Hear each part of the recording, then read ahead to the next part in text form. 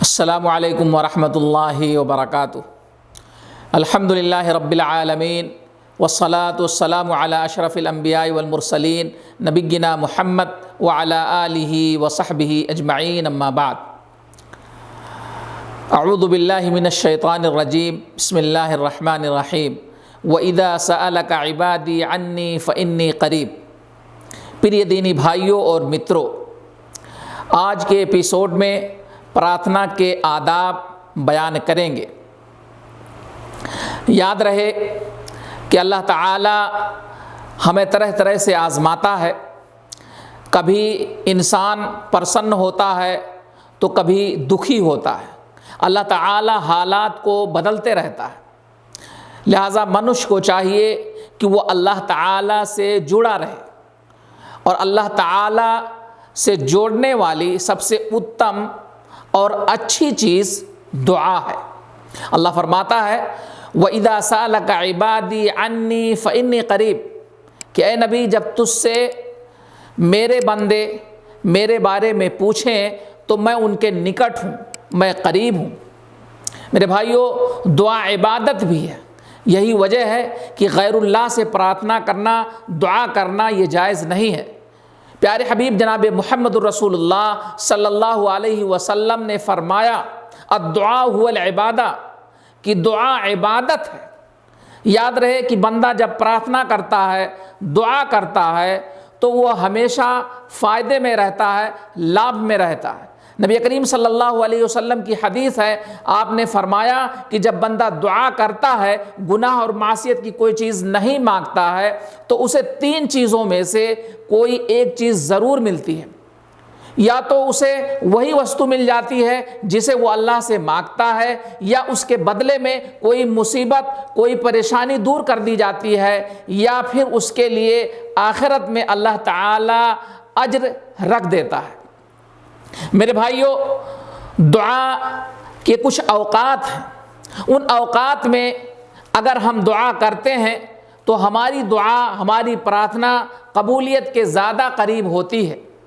مثال کے طور پر، ادھارن کے طور پر عرفہ کے دن دعا کرنا، اسی طریقے سے رمضان کے اندر دعا کرنا، افطاری کے وقت دعا کرنا، اذان اور اقامت کے بیچ پرارتھنا کرنا، اسی طریقے سے بارش کے وقت دعا کرنا، اور میرے بھائیوں دعا کے اور بھی بہت سارے اوقات ہیں۔ ان اوقات میں ہمیں اور آپ کو چاہیے کہ ہم دعا کریں۔ جیسے دونوں خطبوں کے بیچ میں دعا کرنا قبولیت کے زیادہ قریب ہوتی ہے۔ اسی طریقے سے بارش ہوتے سمے دعا کرنی چاہیے، اور جب بندہ سجدہ کرے تو اس وقت جو ہے پرارتھنا کرے، اس وقت پرارتھنا قبولیت کے زیادہ قریب ہوتی ہے۔ پیارے حبیب جناب محمد رسول اللہ صلی اللہ علیہ وسلم کا کتھن ہے اقرب ما یکون العبد من ربہ وہو ساجد، کہ بندہ اپنے رب کے ادھک تر نکٹ ہوتا ہے جب وہ سجدے میں ہوتا ہے۔ لہذا بندے کو چاہیے کہ وہ اللہ تعالیٰ سے دعا کرے، اور سجدے میں کی جانے والی دعا قبولیت کے ادھک تر نکٹ ہوتی ہے۔ یاد رہے کہ دعا کے کچھ آداب ہیں۔ ان آداب کی رعایت کرتے ہوئے اگر ہم دعا کرتے ہیں تو ہماری پرارتھنا، ہماری دعا قبولیت کے زیادہ نکٹ ہو جاتی ہے۔ آئیے دیکھتے ہیں وہ کون سے آداب ہیں۔ ان آداب میں سے ایک ادب یہ ہے کہ دعا کرنے سے پہلے اللہ تعالیٰ کی ادھک تر پرشنسا کی جائے، اللہ تعالیٰ کی تعریف کی جائے۔ دعا کے آداب میں سے ایک ادب یہ بھی ہے کہ پیارے حبیب جناب محمد رسول اللہ صلی اللہ علیہ وسلم کے اوپر درود بھیجا جائے۔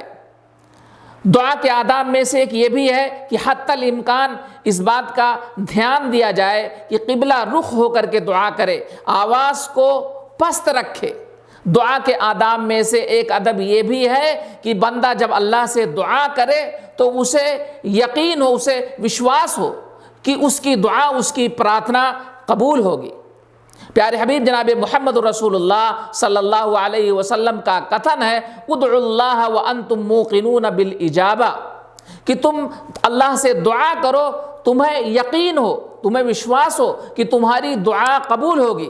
اور یاد رہے کہ اللہ تعالی غافل دل کی دعا کو قبول نہیں کرتا۔ اسی پر اپنی بات ختم کر رہا ہوں۔ اللہ تعالیٰ سے دعا ہے کہ اللہ تعالیٰ ہمیں کتاب و سنت انوسار جیون ویاپن کرنے کی توفیق پردان کرے، آمین۔ وآخر دعوانا الحمدللہ رب العالمین، والسلام علیکم ورحمۃ اللہ وبرکاتہ۔